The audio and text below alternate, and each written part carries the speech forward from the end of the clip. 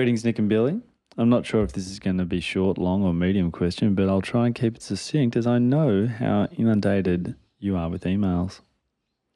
For a long time now, I've recognised my daughter is highly sensitive. As early as 6 weeks old, when she was relaxed in my arms breastfeeding, our front door slammed and triggered a 30-minute episode of serious screaming, and my husband and I were unable to soothe her. She continued to be a quite unsettled baby, needed perfect conditions to sleep, and is now a 0 to 100 reactive child. She feels everything deeply, from anger to excitement, and keeps me and her dad on our toes.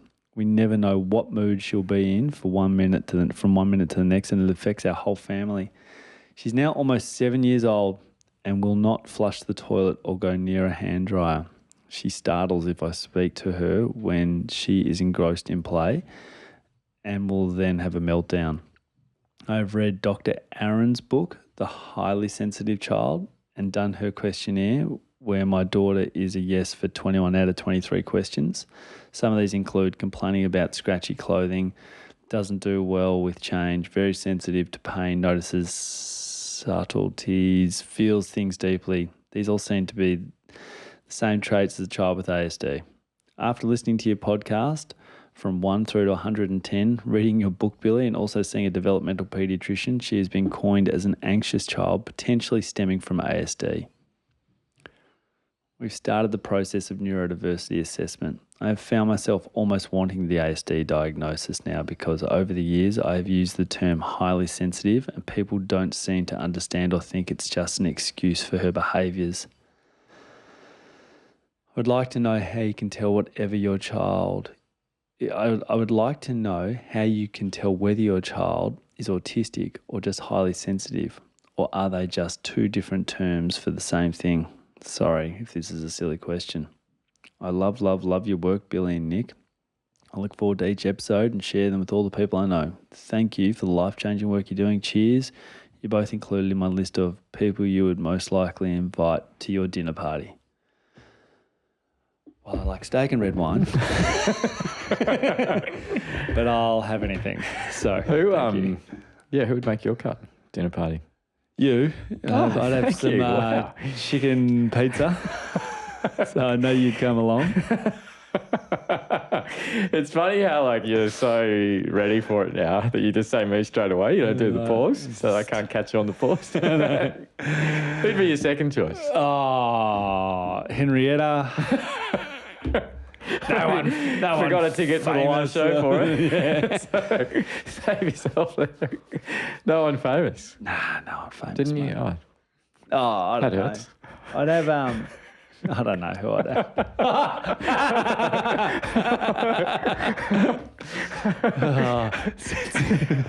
Yes. Got on the second one. I can't say anything. This is a ripping question. Yeah. I love this one. I really do. I've heard also things like, they're traity. They've got traits. Yeah. They've got ASD trait. Because I've one of my kids is quite anxious, I think, and quite sensitive, right? Same. And you know this. You're around us a lot. And then I hear people go, they've got traits. And you go, what's that? ASD, autistic traits. And you go, okay, so does that mean they are, or are they just still really sensitive, or is it anxiety? It's just which is why I think neurodiversity or having a neurodivergent child, I hope I've used the term correctly. It's okay. Where does it all sit? And then like this parent, I think another parent, it's diagnosis great or whatever. I just want to support them. It's what I've always thought. I'm just wherever they sit on this, I think of this spectrum or whatever, is a plane that's somewhere, a literal plane. And it's they sit they're somewhere in there, and great, I just want to know what to do. Yeah, beautiful. And that's the idea of the spectrum. There's even really cool research, it's quite old now, from colleagues of mine about how there's 8 spectrums, not just one spectrum, and talking about socialization as a spectrum and all that kind of stuff. Right. So it's really important, I think, to think about that. And I think it's funny. I obviously, with my clinical hat on, think about traits and what characteristics of a potential neurodevelopmental diagnosis is this child demonstrating. But it goes back to what I said before. I'm also thinking about what needs are they experiencing that aren't being met. And so Yeah. that's kind of where the difference sits. So there's a huge overlap in emotional sensitivity, or what we're actually talking about, which is temperament. And we've done that on sensitive kids ages back, Parenthood. Maybe we have to go back to because there's just too much in it.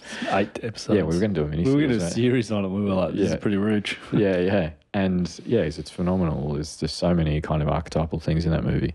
But I went too early with time out on that, but because our first step, we're pretty rusty.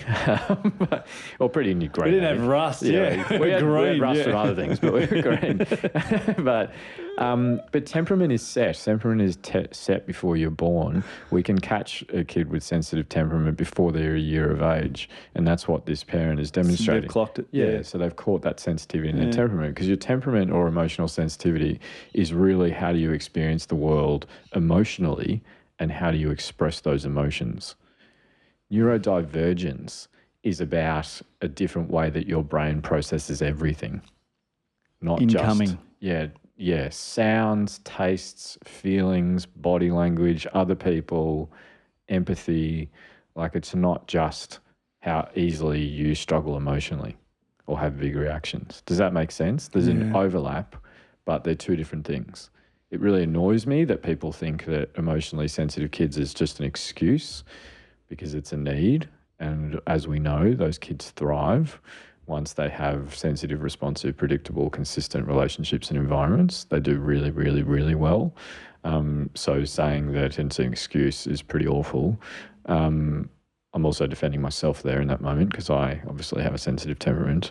But it's just a difference. So I think that thinking about them as two different things is really important, but there's a huge overlap. Have I answered that question properly? Yep. Is there any bits of it that... No, it just kind of, they overlap. Like but one is not the other. Yeah, and so think about it as like, say, let's use ADHD. Yeah. So say I've got ADHD and I'm sitting in clinic and I'm either finding it hard to focus on the conversation or I'm disorganized. So I'm less in the kind of hyperactive, just as a thought process. There's a lot of the stuff that I struggle with, as you know, is being disorganized, and I have a lot of challenges because of the world, and my mum was phenomenal, but I have a lot of an experience growing up of getting a hard time because of how disorganized I was. And that still impacts me today. I really struggle with environments that are disorganized, and I really beat myself up when I miss things and be disorganized. What that means is that, combined with an emotionally sensitive temperament, means that I'm more likely to experience waves of emotional dysregulation, because there is a potential, like just for the thought experiment, neurodevelopmental component of me that experiences increased difficulty because the world says this is how you should be. You should be organized, and you should be able to tolerate. It's a bit like there's a beautiful book that was written a long time ago. Hold on. So it's less external environment that will see you wave up and down. It could just be something that just goes off in you a little bit. Yeah. Whereas a sensitive kid reacts to a sensitive environment or something. Like they've picked up on something that's actually happened. Yeah. So they it's don't just their get flooded brain out of getting nowhere. flooded. They get flooded, but it is driven by something. It's not just like it's just turned on out of nowhere. Yeah, whereas being a neurodivergent individual in a world that means that you're more likely to experience failure, frustration, errors, mistakes, tripping up. Do you know what I mean? Yeah. It's like, we talked about, one of the parents said they had dyspraxia. That's motor coordination stuff. If the world, every surface was unstable and you were tripping over all the time and no one else was, you would be more likely to have emotional dysregulation if you have a sensitive temperament. Yeah. Some people, as you know, can just roll through that stuff. Yeah. They're just like, it's cool. Like Annalise's like that. She can just it can be chaos, and she's like, it's sweet. We'll figure it out. Whereas I'm overwhelmed and all that stuff. And there's a beautiful book written for a long time ago, The Curious Incident of the Dog at Midnight, I think it is. I should remember the author. It's terrible of me. I just didn't know I was going to mention it. And it talks about how this boy, who isn't stated as being on the spectrum, but talks about this boy's, how good his day is determined by how many red cars he sees on the way to school. Right. And I'm often, my day and how I am is often determined by my ride into the hospital. If I have one person that says hi, or hey, how you going? Or just does something nice and does a gesture to someone else in front of me, it puts me in the best mood. If someone does some minor, tiny thing where they'll cut in front of someone else ahead of me or be rude or something like this, like you know this. Yeah. Cyclist screamed at Annalise the other day. Yep. Didn't know that I was there. I spent the next 2 days thinking about it. I'd speak to you about it 2 days later and say, what would you have done, mate? This guy just screamed at Annalise in the car, like completely inappropriately because he just saw a woman with kids. And I took everything in me not to say anything. And now I feel like I've done the wrong thing. So do you know what I mean? That sensitive temperament means that, but also combined with the sensitivity around the world and the experience that I have. And that's the interesting thing with empathy, is that neurodivergent people often get overwhelmed by empathy. They experience it in a different way. You know, they often have a better understanding to read a room, for example, how everyone's going in terms of like from a compassionate perspective, whereas someone else might just cruise in there and be like, yeah, sweet, I didn't even notice that person over in the corner that was really struggling. So then it impacts them. Yep. It's a long answer. I hope that makes sense. No, it makes sense. I find it, I've got to get my head around. I have to re-listen to that just to soak it in. Yeah. A little bit. Do you know what I mean? Yeah, but it helps if you do think there's a component of neurodivergence there, it helps to think about how do I help reduce that environmental burden that kid is experiencing so that their sensitive temperament experiences less dysregulation and less triggers. This podcast is brought to you by Guiding Growing Minds, a social enterprise that aims to give all children the best opportunity to reach their potential and succeed in living rich and meaningful lives.